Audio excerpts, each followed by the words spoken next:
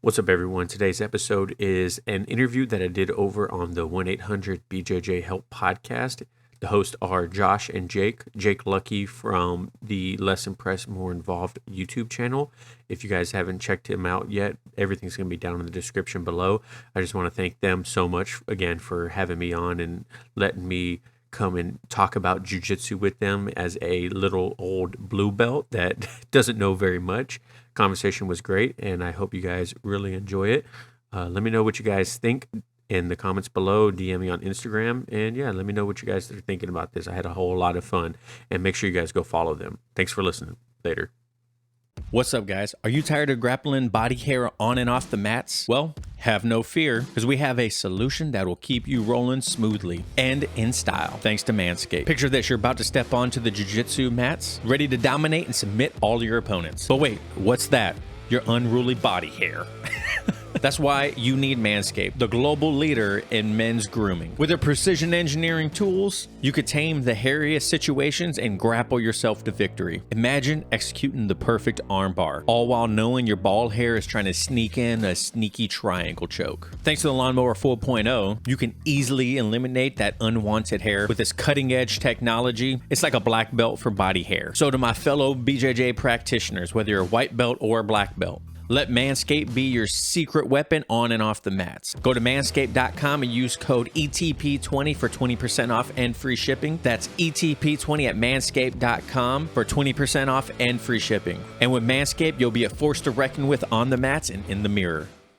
Have you ever experienced the agony of sleepless nights when you're away from home? Well, let me tell you about a recent trip that I went on that became a sleep disaster. Picture this: you go on a thrilling adventure, leaving behind the comfort of your own bed. Unfortunately, also your beloved pillow. Little did I know the effect it would have on my sleep night after night, struggling to find that cozy, supportive feeling I had grown accustomed to. Now, I know what you're thinking. Yeah, Travis, you get paid by Mummy Pillow to promote their brand and their products. And it's very true, I do, but that's only because after using it, I absolutely could not believe how big of an impact it had on my sleep. Mummy Pillow has been a godsend for me and my sleep. Not having it on that trip and sleeping with those hotel pillows was horrible. I wish I would have brought it with me. And with Mummy Pillows, you also get a travel bag that comes with your pillow. So don't be like me. Bring your pillow everywhere you go and enjoy your night of sleep. And let me tell you, coming back home and finally sinking into the embrace of that Mummy Pillow was like returning home to a long lost friend. It was like my pillow had whispered to me, "Welcome back, my dear friend. Rest well." Go to mvmisleep.com and use code ElbowsTight at checkout for 15% off. Once again, that's 15% off with code ElbowsTight at checkout. Sleep ambitiously with Mummy.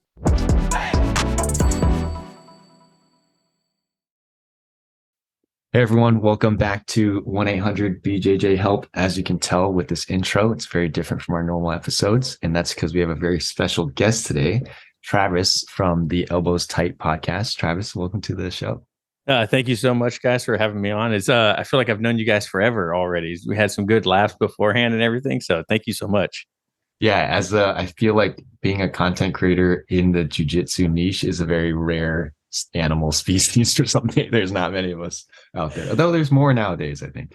Yeah, definitely. And I feel like there's been a lot of people within the space that have been collaborating a lot lately as well. It's kind of like back in the day, jiu-jitsu was very closed off to each other, and content creation. I've been doing content creation since probably about 2017. And when I got into the jiu-jitsu space, it definitely didn't feel as collaborative as it does now.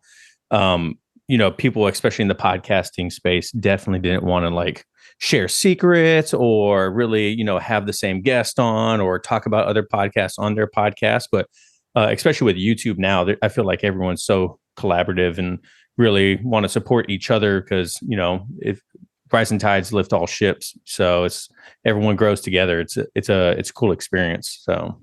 Yeah, super cool. It almost reminds me of like Joe Rogan's mentality, like bringing up all his friends as comedians, like fellow comedians together, and now everyone's got their own big careers and all in the same niche. That abundance mindset that they have. Yeah, if I can get a tenth of that success, I'd be happy.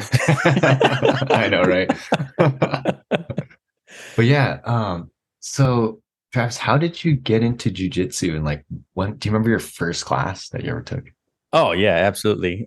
So a little bit of a backstory. In high school, my freshman year, I wrestled for a semester. Fell in love with it. Was never really an athlete in the sense of like team sports and stuff like that. I was drawn to wrestling because of kind of like the me versus the other person while kind of being on a team. You know, you have a team aspect, your school wins or loses. And then after a semester, I had to move schools because I had to switch living with a different, or I was living with my dad, and then we moved. And so I had to switch schools. And so I didn't pick up wrestling the rest of my life, but I always felt like the foundation was there once I picked up jujitsu. But so I've always had like a little bit of a grappling experience. And the CrossFit gym that I go to, well, I used to go to now, they're still attached to each other, but Cody, the owner, he's a former amateur MMA fighter, was a Brazilian Jiu-Jitsu blue belt at the time. And we were always kind of like joking around about doing jiu-jitsu. And we would go upstairs in our where our gym was at the time. And it was like a big gymnastics gym. So they had a lot of mats on the floor. And I remember one day we all went up there after working out and we all just started rolling around and wrestling. And I was like, man, I said, I miss that, dude. And he's like, yeah, I've been wanting to get back into jiu-jitsu. So fast forward maybe 3 years later, he finally's like, I'm doing it, man. I'm doing it. We're going to open up a jiu-jitsu academy next door in the same parking lot. And so he brought his black belt down at the time and he started off the academy with a 3-day seminar. And at the end of the third day, if you were there for all 3 days, he gave you a stripe because it was very rudimentary, basic, you know, this is shrimp, because everyone there was a brand new white belt. There was no one with experience besides Cody, right, who was a blue belt at the time. He got promoted right at the third seminar to purple. And so it was all super basic stuff, which was really nice. And so I felt pretty good getting that stripe at the end of it. I'm not gonna lie, but but you know, so it was like after that third day of the seminar, he left, and then Cody started teaching from there as a purple belt. And I didn't see anyone higher than a purple belt until probably about, outside of our original guy we were under was a black belt. But the next person that I saw that was a high ranking person was our second instructor who came into the academy as a brown belt. And that was about a year and a half into the academy. So Cody had been teaching us as a purple belt for a long time. And we are just doing like Gracie combatives and like the very simple Gracie University stuff online. And so it was all very, you know, nothing flashy. We never did anything flashy for that first year. And when our new instructor came over and he kind of like took over as a brown belt, then we started learning, you know, a little bit more advanced things, a little bit more conceptual things. And as a white belt, I remember the first big like aha moment is when he showed up and we were going over like spider guard, just something simple. And he's like, hey, look, when you grab the sleeve, you want to twist your wrist to kind of increase the grip strength and pull it tighter. He's like, think of it like a monkey wrench. And I was like, you know, like I was like, holy crap, this is like a whole different game. And but to like back to your I kind of ramped off on that, but back to your question, my first class was during that seminar, and we didn't roll or anything like that. So, but it was, you know, it was like going back and forth. And I was like, man, this is super cool. But it didn't really click with me until the first time I rolled, which was at the end of the third day. He's like, okay, now you guys got kind of like an understanding of it. Let's go ahead and spar.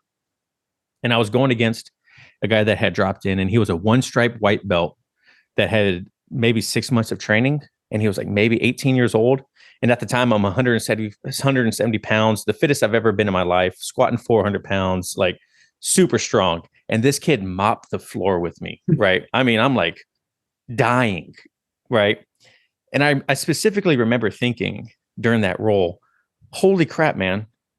If I were to get in a fight on the street, I would literally die. Like if a person had a little bit of training, I would die because this kid just manhandled me the whole time.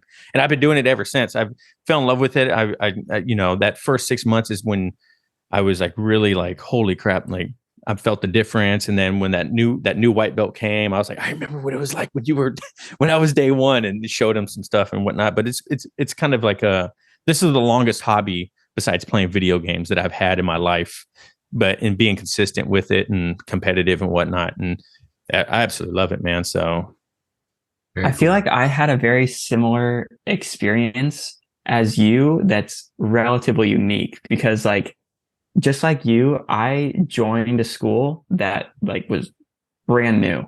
really, So everyone there was like super fresh. And then there was one purple belt that was there that was the instructor's like, the guy who like followed the instructor over from like another school.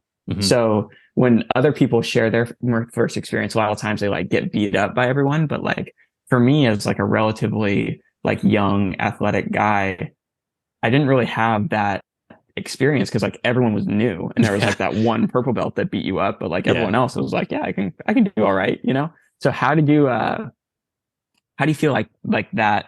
Do you feel like that helped or hurt or like what do you think? Yeah, absolutely. John, my old co-host, and I would talk about it all the time, and we would speak on the experience of everyone being brand new. Everyone's at the same level playing ground. We're all developing at the same exact time. What works, what doesn't. We're all, no one's really better than other besides your natural athleticism or strength or whatever, right? Which obviously we always talk about in jiu-jitsu, strength and athleticism doesn't matter. But if you guys are equal skill, obviously the stronger the person, the more athletic the person, they're probably going to come out on top. So that was probably the biggest deciding factor of everyone in the academy when we first started. But because like I mentioned before, because we all, and Jake, just like you mentioned, like we were all so new, everyone was just learning everything together. So it was a great experience because I don't know, we just like, it's hard to explain without like, I don't know, rambling about it. It was a cool experience seeing everyone together, learning something brand new and everyone figuring it out together. Right. So it was a completely different experience. And yeah, I don't know how many people have gone through something like that of opening an academy with a bunch of other white belts and there's one purple belt. Cody, by the way, my purple belt at the time, Cody, the owner, who's now a brown belt, he is 6'5", 220 pounds, monster, absolutely monster. Even as a purple belt, I mean, I think I've submitted him one time in 5 years. Like he's got my number, man. But it's good because I've been getting that since day one. And he never went easy on us, really. You know what I mean? Like he was submitting us day one. And so, which is a whole nother experience, right? When you have that person that's just like constantly, you're just yin to yang. It's just, there is nothing I can do to this man at my skill level right now. Like I passed his guard for the first time, like a couple weeks ago. And even afterwards, like, hey, you passed my guard. I was like, that was a victory, bro.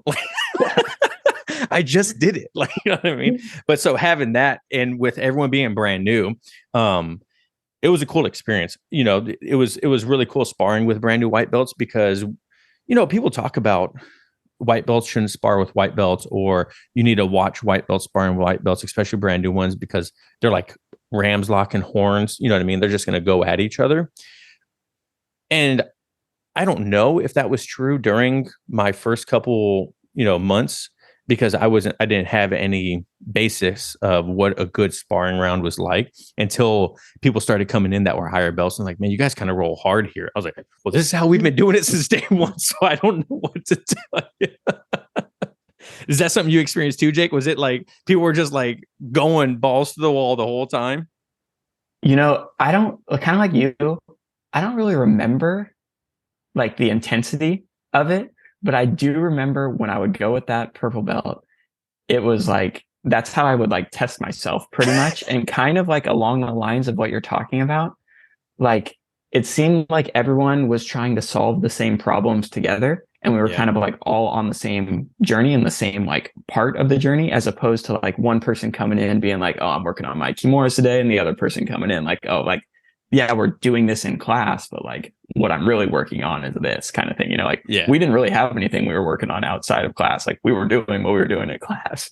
Yeah. And then kind of like, as we kind of like the purple belt wasn't like super dedicated and I was like super dedicated. So like after like 3-4 years, I started to like not get tapped out by this guy who was just like so much better than me when we first started. And then now all of a sudden I was basically able to like hold my own against him, and I would get him and he would get me. And then it was kind of like a good measuring stick, honestly, for just like progression. Yeah. Yeah. And what's interesting too is when, you first start, and especially with everyone else being brand new too, there wasn't a whole lot of complex questions that were asked because none of us had a firm.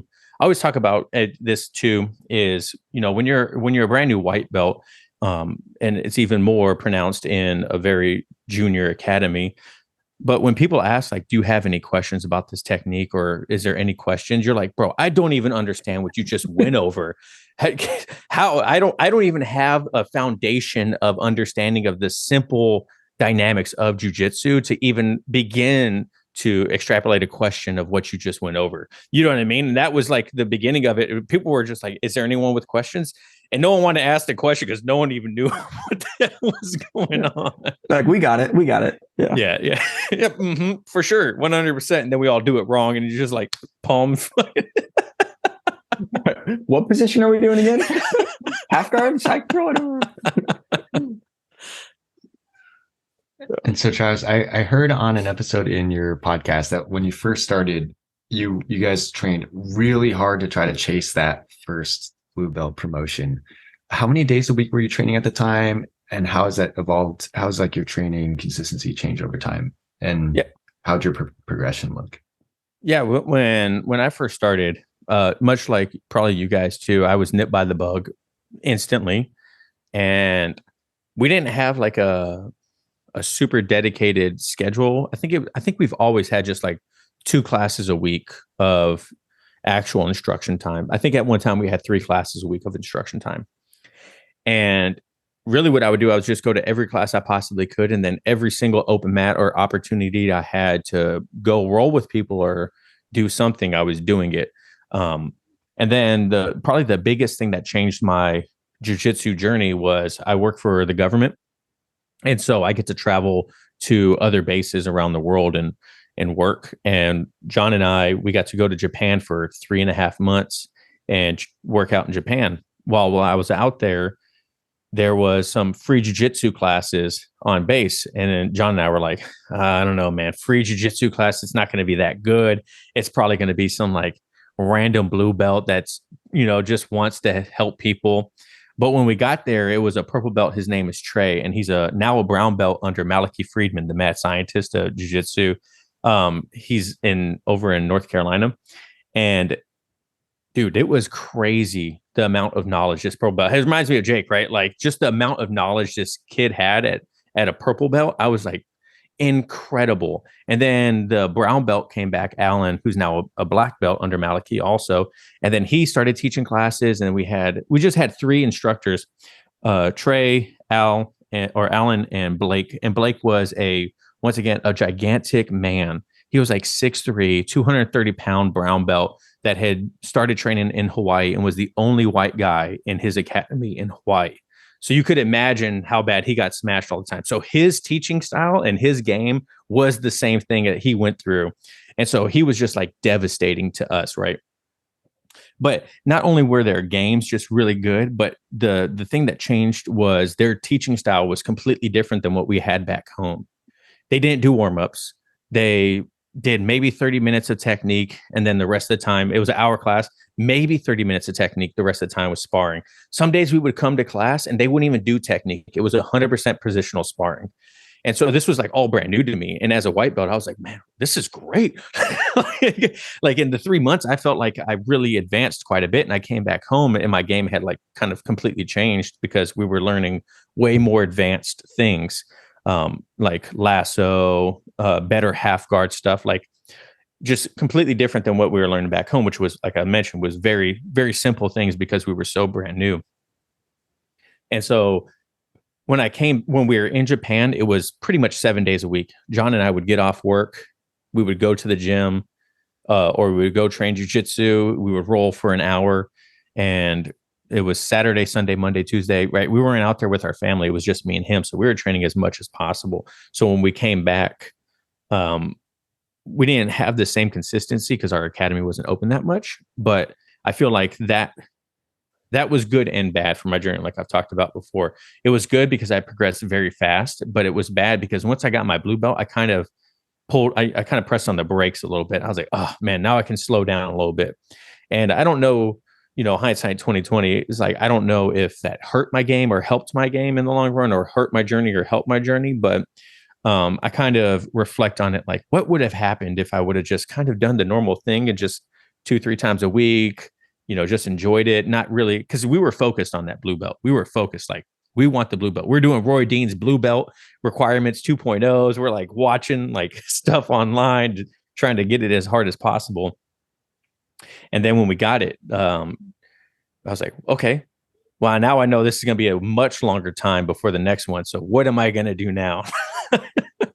Right. When you got your blue belt, for all the white belts listening, myself included, what do you think is the biggest difference between you as a blue belt and you as a white belt? The color of my belt. That's on it.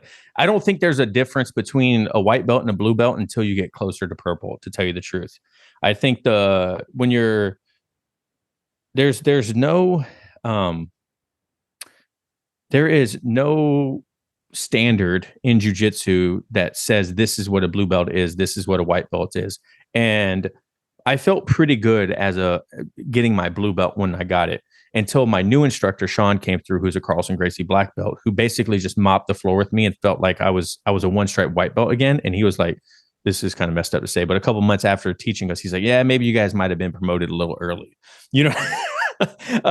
but so I was a 2-stripe blue belt when he showed up, and I thought I was pretty good as a blue belt, but the standard for him was just completely different. Right. So I don't think there is a big difference. I think the biggest difference from a white belt and a blue belt is the mindset. I think the biggest difference is you kind of growing into that belt, whether you feel like you were promoted late or early. You kind of, late stage blue to me is like, I'm just now really like honing my game. You know what I mean? I'm kind of just really like figuring out who I am as a practitioner. But early into blue, I mean, you're the same person you were the day before or the 5 seconds before you had that blue belt on. If you were tapping all the white belts as a white belt, you're going to continue to tap all the white belts as a blue belt. There's no real difference. You know what I mean? You're still the same person. I think it just builds your confidence and allows you to kind of subconsciously open your mind to more possibilities, because now you have a different color belt. Now you made that first big step. You know what I mean? If that makes sense. Yeah. What did it feel like to come into your own and like start to see your own game develop? Like, what did that feel like? What was your game? Well, my game when I first started was just intensity. Was just like going as hard as possible. You know what I mean? Like most white belts. And then, Kimuras I'm a strong guy. So Kimuras, obviously, if I can get a Kimura locked up, it's very advantageous to me. But now I play a lot of half guard from the bottom because I've gained a little bit of weight thanks to the coronavirus and being locked up and not training as much. I'll just blame it all on that, not my kids and my wife and all that stuff and day jobs. But so before I was much more. I'm still pretty athletic for 200 pounds, but I was obviously 30 pounds lighter. And so I was much more athletic, much faster. But now, because I'm a little bit bigger, as a bigger guy, I like to play bottom a lot because I feel like it's kind of rude for me to try to smash people by standing up all the time. So I let them take the advantage and stand up. And then if I could sweep them or something like that, then that's something different. But I like playing a lot of half guard right now. A lot of north-south. I used to have a deadly, like, Darce choke and like north-south choke, but people figured it out. And then I stopped doing it for a while. Now I can't hit it again. You know what I mean? But it's a cool feeling because people, I remember one time people said like, oh man, don't let Travis get in XY position because he's good from there, which was a cool feeling, right? It's like, oh man, that's great. Like now I'm known for like, this is kind of my thing now. So that means I have to change it because now people know if I get there, I'm going to get what I want. Hopefully. That's super interesting. What stood out to me is you said you're a strong guy. And so Kimura is something that you gravitated towards. And Jake and I were talking about this a while back about styles, like people finding their styles and this overlap between like what your interest is in, your body type. And for me, I'm a tall, like skinny dude. I'm 6'2" and I only weigh like 155. So for me, I really like taking the back and like the body triangle and like the rear naked choke. And I feel like it's the thing, the thing I've gotten more than anything else, even though everything in my game sucks. But if there's one thing that just stuck out a little bit compared to the rest, it'd be that. So that stood out to me, is like people finding their own game based off like their interests or attributes. So you just competed this last weekend, but when did the idea of competition like start germinating in your head?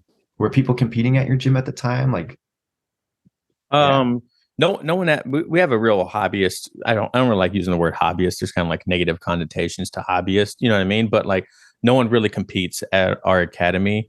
It used to be like the surfer jiu-jitsu, you know what I mean? Like everyone's kind of relaxed and like just roll, like we roll hard and stuff like that. But the dynamics kind of changed a little bit with our new instructor. So I think there's maybe one or two other guys at our academy that actually regularly compete. And I came from a strength and conditioning background, like I mentioned, where I competed in, Olympic weightlifting, CrossFit and stuff like that. And I did that basically throughout my 20s. And when I got into jiu-jitsu, I kind of CrossFit and weightlifting kind of took a back burner because it kind of got nipped by the bug. So I was like, I don't really want to do that anymore. But my desire for competing was kind of burnt out because I did it so much in those other aspects of my life. I was like, I kind of just want to do this just to do this and not really worry about competing anymore, or competition or cutting weight or anything like that. So I never had a desire to compete. The reason I competed this last weekend was because more along the lines of like, I wanted to be able to speak on it for other people. You know what I mean? I wanted to be able to connect, because there are a lot of people, especially as white belts, that do compete. And I wanted to be able to connect with these people on another level. Be like, oh, I've been there. I know what it's like. This is what my first experience was like. So I wanted that experience. That way I could speak on it. And if people had questions, right, like you compete this weekend, like if people had questions, I can tell them like what my experience was and hopefully help them and not make the mistakes I made this last weekend. Like you mentioned, I said in the podcast, like I made quite a feu mistakes this last week and I had no idea what I was doing and no one was there to guide me. So I put it out there, be like, don't do this. Cause but I even now, like after competing, I kind of want to do it one more time, only because I just felt like I didn't set myself up for success this last weekend. I did pretty good in my eyes, but there were so many things going against me that I had no idea were going against me, that I want to do it again because now I know. Now I won't make those same mistakes again. You know what I mean? Right. I wonder if that's the bug of competition. Like just one more time, Travis, just one more. But let's talk a little bit about like preparing for the competition. What do you think were some lessons you learned? Like, how was your prep? I know you talked about the game plan a little bit later, takedowns versus pulling guard. The weight cut was interesting in your episode. If you were to sum that up, like what were some pros and cons of your prep time? Pros and cons. Don't sign up for a competition less than a week out saying that you're going to be in a weight class that you weigh in normal clothes, or above in normal clothes. So that was lesson number one. I would give myself more of a time frame beforehand, like an actual fight camp, if you want to call it that, or competition prep or whatever for it. So that was my first big mistake. My next big mistake wasn't the weight cut. The weight cut didn't bother me. It was 2 pounds in 24 hours, and I'm pretty hydrated, so it was all sweat, and I never felt dehydrated. I never felt super thirsty. TMI again, like my urine wasn't super dark. You know what I mean? Like there was no signs of like extreme dehydration. I didn't feel dizzy. And so that was okay. But the problem was when I showed up at the competition, I never knew when I officially had weighed in. They like called our bracket back and they're like, Masters man, 208, come back. And so we come over there, I check in, I step on the scale and the guy's like, all right, you're good. And I was like, okay, so what do I do now? He's like, oh, you could just like hang out over here. And I was like, okay. So, so I'm like standing there and I'm like thinking like, man, I really just want to drink some water right now. Like I was 206.7. So I had a little bit of leeway. But I asked one of the guys I was talking to, I was like, hey, was that our official weigh-in? he's like, no, man, we got to weigh in one more time before we go to the mats. And I'm like, hold on a second. You mean to tell me they're going to check my weight twice before I ever compete? It's like, that doesn't make any sense. Like, it's a local competition. Like, they're really that strict about people cutting weight. You know what I mean? That guy knew what he was doing. What he was doing. Yeah. I think I beat him though, but no, but, so I was like, okay, well, I guess I'll just hang out and maybe eat 5 or 6 gummy bears and take a drink of my electrolytes and try to make sure that I'm still underweight before I step on the mat. And so I'm standing there and I'm like thinking, like, man, that just doesn't make sense. And I'm like looking at the mats and I'm thinking maybe there's a scale behind the scoreboard or something, like right next to the mat. Like you're going to take your sandals off, step on the scale, make sure you're in the good weight, and then you're going to step on the mat. Like no idea. I've never done this before. Right. But I don't see any scales. And I'm like, man, this is so weird. And he's like, all right, guys, let's head over to the mat. And I was like, that was the freaking official weigh-in, bro. I didn't even get to drink anything. So I basically did my whole 3 matches in my competition almost entirely fasted. I had literally just a little bit of electrolytes, a little bit of water that morning. I think I maybe had 10 ounces of water I woke up at 6 a.m. I stepped on the mat at 11 a.m. with 10 ounces of water in between. And like I said, like maybe 6 or 7 gummy bears. And so there was like nothing. And so that was another one. Now I know that is the official weigh-in. And if I'm under on the scale that I check myself before the official weigh-in, they're the same scale. I'm good to go on that scale. I'm going to be good to go on the next scale. So I give myself a little bit of grace and eat something or whatever. Just make sure that, before they call me back, just check my weight again to make sure that I'm all good. So that was another big mistake. And then probably the third one was my buddy's a black belt that I work with at another local gym. And he mentioned that he was going to come and, help me out and help out some of his guys.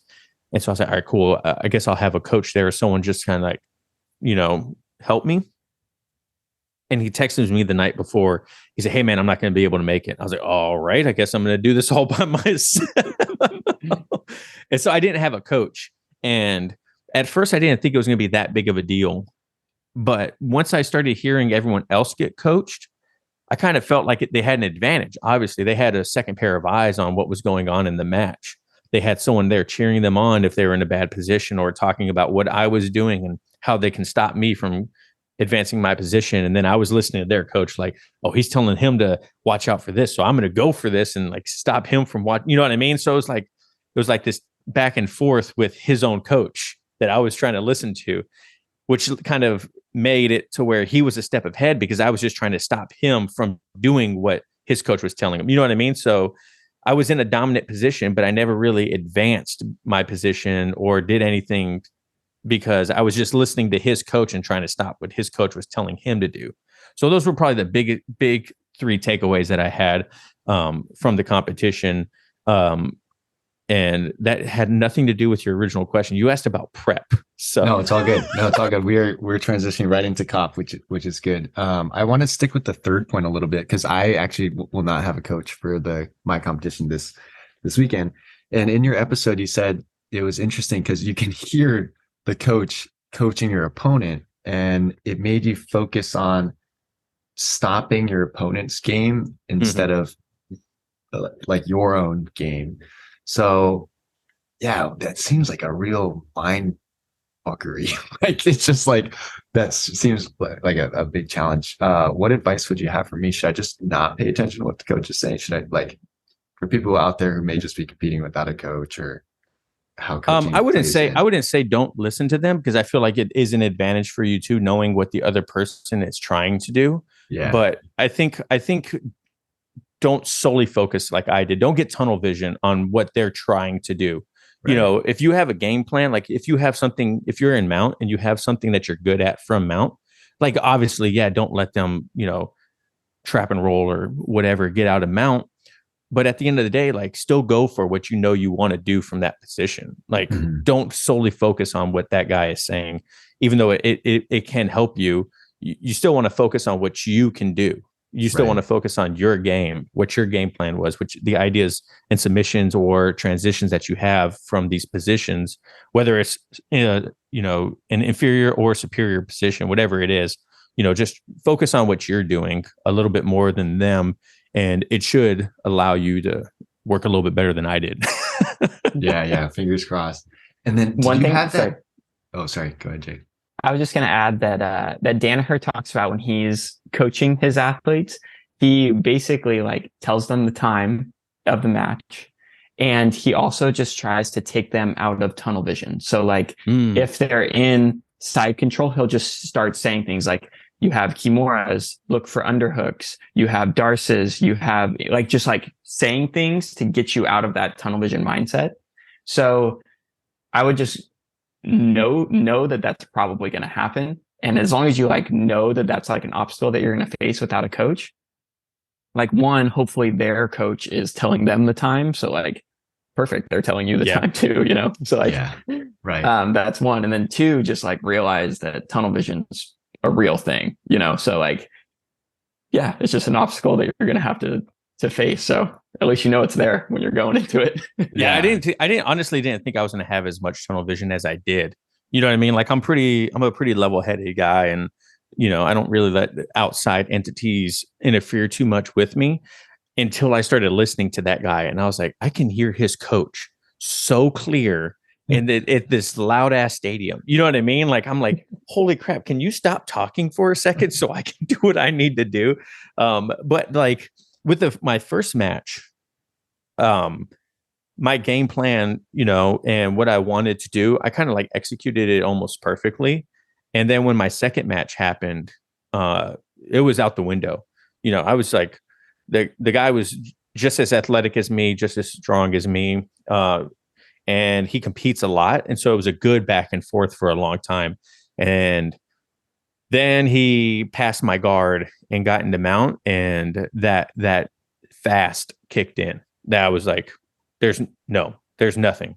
I was like, I'm just trying not to get submitted for the rest of this like 2 minutes. You know what I mean? Like I was like, I broke his guard, I passed his guard, he swept me, got back on top. Like it was a good back and forth until he got into mount, and then my body was like, ooh, sorry, bro, that was it for you. That's all we got for you right now, man. Like, and so I just ended up not getting submitted in my second one. So that was a victory to me because he submitted all his other opponents, and I was like, man.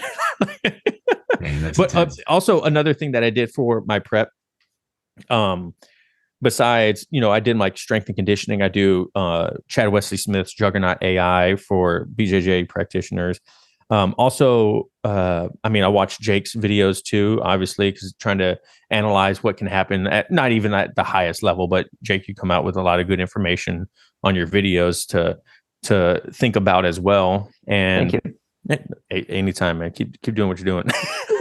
But then I also did like, when it comes to learning, I feel like this might not be a very popular opinion, but I don't like instructionals personally. I feel like it distracts me from what I can do, or like it takes up valuable space for things that I'm learning in class or that actually help me out or work for me. And if I do watch an instructional, typically what I do is I try to watch an instructional that is something that we're going over in class. You know what I mean? When it comes to instructionals, I can't really learn that way because I have to like physically be doing it. And a lot of times if I'm watching an instructional, I'll either take notes or I'm not on the mats or actively doing it as a person. So I didn't really watch any instructionals. It was more of like theory things, like ideas and concepts to think about during positions, because I have submissions from every position. Obviously, I don't really need to add submissions to these positions as a blue belt. You know what I mean? I'm going to have my game. Watching an instructional for an hour and a half isn't going to help me right away. You know what I mean? I have to apply it and I have to hone it and everything like that. But one thing that I did do was Jordan's theory course. That helped out a lot. Honestly, it helped out a lot because it made me with very small, tangible cues when it comes to like passing guard, when it comes to like side control or a mount. You know what I mean? Like little things that I can do that solidify the position or help me in these transitions and stuff like that. So that was a big help. I didn't feel like that took up like valuable space because it kind of just emphasized these things that I already do. It kind of already made them better. You know what I mean? If that makes sense. So when I look at instructional stuff like that, it's kind of like what can make what already I'm good at or I'm trying to learn and make it better. Not necessarily we don't do leg locks, so I'm not going to watch a leg lock instructional. You know what I mean? Like now, if I go compete in like a no-gi thing where leg locks are going to be a thing, then I might want to watch something that's going to help out with that. But mine was a gi tournament, and so I can straight ankle lock people, but it's not really something that I'm going to pull guard to to do a straight ankle lock in. You know what I mean? So that's kind of like how I feel about instructionals when it comes to like prepping for it too. What about you guys? Do you watch any match footage, like professional jiu-jitsu? Man, once again, might be controversial. I think professional jiu-jitsu is extremely boring, except for a few people and a few events. I think Polaris is great. Obviously, ADCC is probably the best for spectators. It's usually super fast paced and stuff like that. But when it comes to like competitive gi, I feel like it's like a 10, 15-minute match for a 2-point sweep or like something very simple. And then it's a stalling game for the whole match. So, which I think there is value there. I'm not saying that there's not value there because learning how to stop sewing is obviously going to help you. But I think the nuance that's going on at that high level, I don't understand completely. And so I don't really watch too many matches unless it's kind of like highlights or like you, Jake, you do a great job with your stuff where, you highlight like these small moments that are important. Like I would never know those things because I don't pay enough attention to it. You know what I mean? Like I'm not studying it that deep. And I feel like if you're going to study match, either you're going to have someone there that studies that deep, or you're going to have to dedicate a lot of time to it to fully understand what's going on right there. Because if I see a high level match, I'm like, man, he won by 2 points. That's great. I don't understand how exactly it happened, but he won by 2 points. You know what I mean? Right. Yeah. I feel like kind of like you're talking about one of the downsides of studying match footage is like, if you're trying to get better at like De La Hiva or something, and you have to watch a 15-minute match that ends in a 2-0 draw, and like they literally were never in De La Hiva, you're like, all I was looking for is some De La Hiva action, and I didn't get any of that. I just wasted 15 minutes of my life. And then you go on to the next one. You're like, I hope there's some De La Hiva here so I can see what they're doing, So it can be a bit of a like time suck to try and like sift through a bunch of match footage to try and like see what you're looking for and like find what you're trying to develop. So like this is one thing that I really think I can offer to this space, because like I spend so much time going through match footage and I've dealt with this struggle like a lot. So like one thing I'm trying to create right now is basically like a database that has like all my notes. And then like if you were interested in like De La Hiva or like half guard or whatever, and you're like, how do I get past a knee shield? And you're just like trying to find different ways of how like good people are getting past the knee shield in competition. You can like literally search for that and it will show you like 30 seconds into this video or into this match, there was a knee shield guard pass. And then like, like it'll give you like the moments you're looking for. So you can go through there and like hone those specific skills that you're looking, or at least like study match footage of what you're trying to look at. Because again, I just feel like it's so hard to find like specific examples of like the thing that you're trying to develop. Same thing like what you're talking about with an instructional, like you're often doing that to like enhance what you're learning in class. And it's difficult to do that in an efficient manner when watching match footage, because you got to watch like 4 hours of match footage to find like 30 seconds of what you're looking for, And I think another thing too is you kind of got to you have to kind of be a student of the art and understand who plays the game also. You know what I mean? Like if you want a good guillotine, obviously Marcelo Garcia is going to be a good one. If you want like lapel, Keenan obviously is going to be a good one. You know what I mean? Like you got to understand like who plays it. And I'm not a student of the art as much as I probably should be, especially with having a platform in jiu-jitsu. Like I don't know a lot of people. I don't know a lot of people games. You know what I mean? Like I don't know people's accolades and stuff like that. And I think if you kind of submerge yourself more into it, then it becomes a lot easier because you're able to understand like, okay, now I want to work on this. I know, so-and-so does this, so I should watch some of their things and see how they do it. You know what I mean? Yeah, I just wrote this down. I'm going to run it by my developer, but I think that's like a really good thing to maybe track and like say, like, if you do like search for like guillotines, and then it will like show you all of the timestamps where guillotines happen. And then maybe say like a common person that appears in this search is this person. And like, it could like direct you, like, maybe you should buy this person's instructionals, or like, I'll like take give you 50% of your revenue. Yeah, exactly. Yeah, no, I like it. I like that a lot. It's a really good idea. Yeah, Well, I'm glad I could help out. Sorry, just to bring it back to competition for a quick second before, and then I do want to talk about like your podcast. It started so many years ago and like how it evolved. But what do you think you learned about yourself from the competition experience? That I don't have the dog in the fight really anymore, man. I'm such a relaxed guy now. Being a dad, a father of 3, full-time job, jiu-jitsu is a hobby for me. In my third match is when this clicked, because I was dead tired. Right after I got in mount on that second one, it was 2 minutes of me just trying not to get submitted. Right, and I ended up reversing him in like the last 15 seconds, and I was like, "Cool, that was a victory, bro." You know what I mean? And so it was one match off after that match, after that war, and then it was boom for the third place match. Right, and so the guy I was going against is like his name's John. He's probably about 6'2", obviously 208. So very well built guy, strong, athletic. And so I'm sitting there and, they're like, ready to go. And he was like so physical already, like from the get go. I was like, you got it, man. Like, you obviously, this is way more for you than it is for me. I'm good. Like, I didn't have that I'm going to push back against him. I'm going to push the pace. I'm going to do this. Like, I didn't have that in me, and I'm okay with that. It's not going to be there forever. I don't want to be a world champ. You know what I mean? Like, I competed because I wanted the experience, and I got the experience, and when he was like going balls to the wall, man, I was like, dude, good for you. First of all, like, but this is not me anymore. Maybe 3 years ago, 4 years ago, that would have been a different story. But now I'm good. And it could have been contributed to like my exhaustion. I was so tired that I didn't even want, like, mentally, I was like, I'm not going to be able to match this pace. So I'm not even going to try.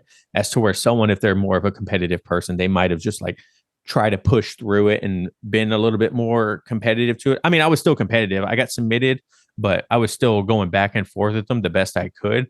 But it was just like nowhere near the physicality he was ready to push it to, that I didn't want to, or did I need to go that far? You know what I mean? Right. Yeah, it's interesting. That's one of my favorite things about this hobby, is how much you learn about yourself, like who you are in these different situations and positions. And I think that's my goal with this competition this weekend, is just to observe myself and see what I get to learn about myself. And I might have that same realization of like, yeah, I don't really care that much to like risk all these injuries and go so hard all the time. But who knows? I guess we'll find out. I do want to talk about Elbows Tight a little bit. So you started the podcast you mentioned, was it 4 years ago? Yeah, I just hit 4 years on the 12th. I think dang. June 12th was 4 years. Okay, that's awesome. At that time, I bet there were way less jiu-jitsu podcasts and content creators around jiu-jitsu in general. It's such a niche. What's the journey and evolution of that been like for you? So when we're in Japan, like I mentioned, John, my former co-host, he and he wasn't big into podcasting yet. I had kind of just started podcasting for maybe a year or so, listening to podcasts. And much like Jake, you realize there's a gap in the space, right? I couldn't find any white belt podcasts with white belts talking about the journey that they're going through and the difficulties that they were going through at that moment. You know what I mean? Like, no one was. Gary Vee talks about, he talks about don't create, document. And so I was like, there's no one documenting this journey right now. And so I was like, John, hey man, we should probably just kind of like start documenting and talking to other white belts and seeing if they're going through the same things we are.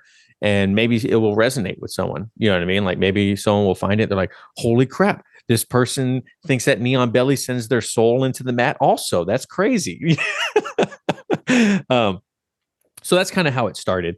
And we just like literally our first 20 episodes are just us interviewing our friends. There was no consistency to it. There was like no real format or anything like that. It was, it was just kind of like, hey, how's it going? And we have so and so. Let's talk about jiu-jitsu, and we got really drunk when we first started. We would get really drunk. Like there was a beverage of the day every episode, and we drank a lot of beverages during it. I remember one of our buddies, he brought a bottle of tequila from Costco, and we had paleo margaritas, and we were like completely like hammered by the end of the podcast, man. People comment now, they're like, man, it's hard to listen to your first ones because by the end of it, you guys are like slurring your words, and like I was like, I don't even realize it was that bad back then, but apparently it was. But yeah, so slowly we our friends, we like interviewed all our friends, and so we started reaching out to other people and kind of interviewing blue belts and other purple belts, and slowly worked our way up to interviewing black belts. But the concept behind it was always the same. It's like, what advice can you give to brand new practitioners? What happened? What's happened at the beginning of your journey that you learned X, Y, and Z, or really trying to keep the message to newer practitioners, white belts and blue belts. Because to me, a blue belt is still a newer practitioner. You know what I mean? Like you're still, unless you're like a 5-year blue belt, like when you get your blue belt, you're still relatively new at jiu-jitsu. You kind of just understand the basics a little bit more than the average white belt, right? So, but there's still a lot to learn as a blue belt. Right. I feel like we're on a similar path. It's like, for this podcast, it's like Jake helping me on my journey, and it's documenting the mentorship aspect. As a white belt podcaster in jiu-jitsu, what advice would you have for us in the show, growing the show, doing what we're doing? Just have a clear message on who the person you want to talk to. When I talk to people, like I mentioned to you guys, I'm an open book when it comes to podcasting. All my failures and successes, sponsorships, guests, you know what I mean? Like everything that I've ever learned, I'm an open book. Even if you're listening to this and you want to hit me up, I will you'll probably regret asking me about podcasting because I love talking about it so much. But when people talk to me and they're asking about, oh, I want to start a podcast, what advice would you give? Or, what's the one thing? And my biggest thing I would tell you is who is the person you want to talk to? Literally, if you could draw up a physical manifestation of that person walking through your door right now, who would they be? Understand who that person is, what they like, what they don't like, what they do in their off time, what they want to listen to, what they don't want to listen to, how long they have in their day to listen to an episode. You know what I mean? Understanding that person entirely is going to be the biggest thing for you to being successful as a podcast. A lot of people want to do a Joe Rogan podcast. They just want to talk to cool people. And that's great, but no one gives a shit who you are unless you have a following. You know what I mean? If you're going into it because you want to talk to interesting people, you're coming at it in a wrong mindset. You want to talk to interesting people to help someone. You want to provide value to people, and understanding who that person is going to be the first step in it. And so I tell people, sit down, think about what your message wants to be, what you want to provide to people, and who that person exactly is. And you're going to be miles ahead, much faster than someone that just wants to sit down and do a half-assed Joe Rogan podcast. You know what I mean? Yeah. What were some of your like biggest challenges of podcasting, and what were some of your biggest like wins or exciting moments?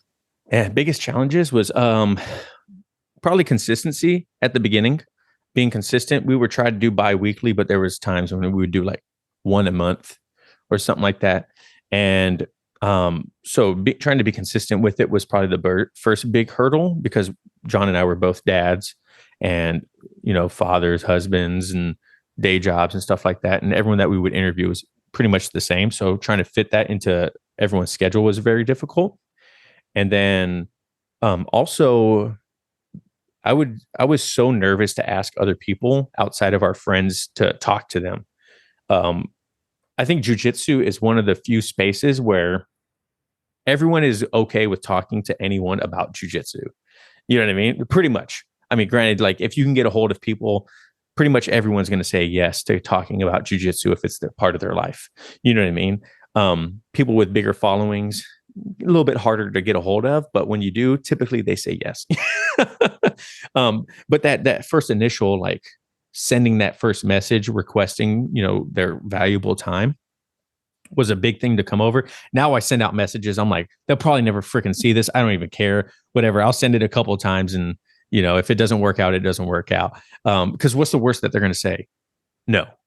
You know what I mean? Like, or what are they going to leak my DMs of me being courteous to them and wishing that I would be able to pick their brain? Like, oh no, I'm a douchebag. Like, no, you know what I mean? So as long as you're courteous about it and you're very respectful, then most people are going to say yes. So that was probably the two big hurdles at first.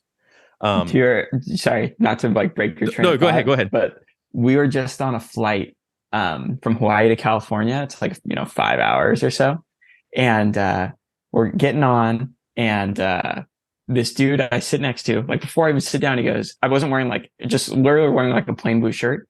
He goes, "You do jiu-jitsu or something?" And I was like, "Your ears?" Yeah. He was like, yeah, I saw your ears. My wife was like, "You were that guy." We literally talked for 5 straight hours. As you can tell, I can talk quite a bit. And it's typically only in situations like this where it's like a conversation or something like that. Like most of the time, I don't really like talking to people too much. But my wife, same thing, Jake. My wife is like, "Jesus, Travis, you'll fucking talk to anyone about anything." I'm like, "I'm sorry. I don't." They pick my brain. They talk to me. It's like they ask a question and they regret it afterwards. I'm sorry. I don't know what you want from me. I did another one of my friend's podcasts, and he gave me I guess a compliment. He was like, "Man, you really got the gift of gab." I was like, "I don't, thank you." I don't really know if that's necessarily always a good thing, but sometimes people do want to breathe and listen to someone else. You know what I mean? So, but yeah, no. So those two things, kind of going back to it. Sorry, Jake. My biggest victories were probably sponsorships and guests. So the first time that we had I'm sponsored by Manscaped, which I've been sponsored by them for over a year now. And when they picked me up, I couldn't even believe they found my email. You know what I mean? Like I got an email from the guy and I was like, "There's no way Manscaped wants to sponsor our episode or sponsor our podcast." I was like, "Okay, maybe it'll be 3 months and that'll be the end of it." Right? No, going on over a year and a half. We're one of the longest running podcasts for them. And then also guest, having Roy Dean. I got to talk to Roy Dean. I was always a big fan of his as a white belt. Coming from CrossFit, Jason Khalipa, the 2008 CrossFit Games champion. He's a jiu-jitsu purple belt. So I got to talk to him. Chad Wesley Smith, was big into strength and conditioning, got to talk to him. So a lot of these cool people that I never thought in a million years that jiu-jitsu would be the thing that tie us together. You know what I mean? So those were probably my biggest victories also, and about to hit 100 episodes, which I think is pretty impressive also. And I haven't ran out of anything to talk about yet. So that's awesome. I know we're coming up on time here. I want to be respectful of your time. One last question is keeping our audience in mind. It's people, beginners in jiu-jitsu, and you've been speaking to this audience for years. What are there pieces of advice that you would give for white belts or beginners that you've seen resonate more than other pieces of advice that you've given out? Yeah, absolutely. There's a couple, and I'll try to make them quick because I don't want to keep rambling on with you guys. Sorry. Well, I do want to keep rambling on, but I don't want to keep rambling on. You know what I mean? But so the first one is belts don't matter, right? Your belt, it takes up, what does Hickson and Gracie say? Belt takes up 2 inches around your waist. It doesn't matter. Very few academies or people nowadays are not going to teach you something because of the color of your belt. You know what I mean? They're gonna look at your experience and how long you've been doing jiu-jitsu and then gauge that. Your belt kind of represents that. But if you're a judo black belt and a Brazilian jiu-jitsu white belt, then someone's going to be able to teach you more than a day one white belt. So it's more about your experience than it is about your belt color. And then number 2, don't focus on anyone else's journey besides yours. You know, in jiu-jitsu, once again, belts, accolades, or whatever can be very enticing if someone else has it. You know what I mean? You see someone else get promoted or get a stripe, and you're like, but I tap them all the time. I submit them all the time. You know what I mean? I just won a competition. They've never competed. How are they getting promoted before I am? Well, it's because it's their fucking journey, bro. It doesn't matter about what you're doing. It's their journey. You know what I mean? Like, sorry for guessing, but it's like, it that was something that I worried about, you know, to be honest. It was like, oh, I need to beat everyone here so I can advance faster than all these people and do it better than them. But that's not how you're graded in jiu-jitsu. How you're graded in jiu-jitsu is how you're doing it in your journey. Yeah, submitting people or being the best person, air quotes, right, helps out a lot. But prime example, there's people that start at 50 that earn a black belt in 10 years, right? They're 60 years old, they get a black belt. Yeah, they're not the most competitive person, but that doesn't matter. You know what I mean? Their journey is different. You know what I mean? So those are probably the two biggest things that were a big eye opener when I first heard it. And I heard it multiple times over and over again. So I was like, damn, there must be something to this, bro.